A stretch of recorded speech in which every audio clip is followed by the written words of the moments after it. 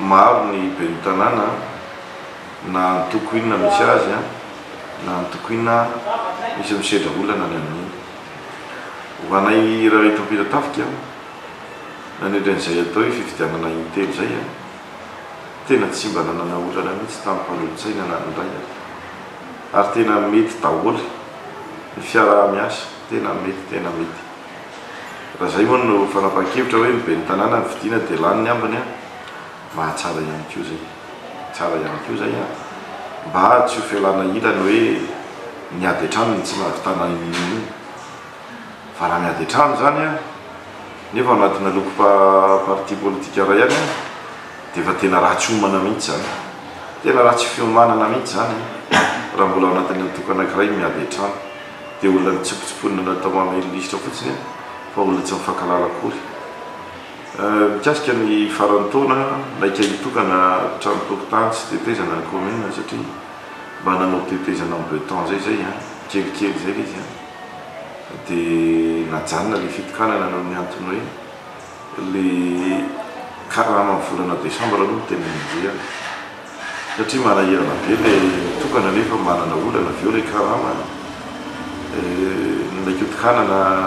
tamin'ny 20 décembre teo nefany voany atsasany ny karama no hito dia nanapa-kevitra zany le ny tanàna sy ny mpiara-miasa hoe ajanona ahevitra mihitsy aloha le fitokanana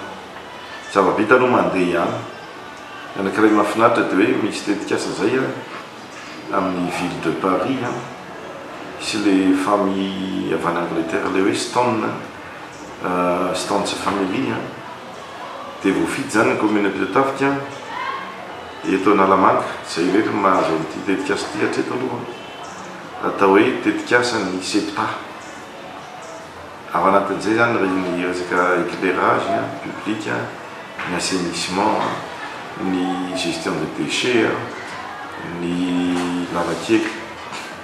dia ny embellissement environnement.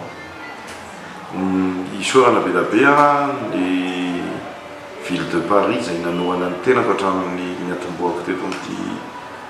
fitantanana ity ary dia tena manohana ry zareo mandritra ny 3 taona io projet io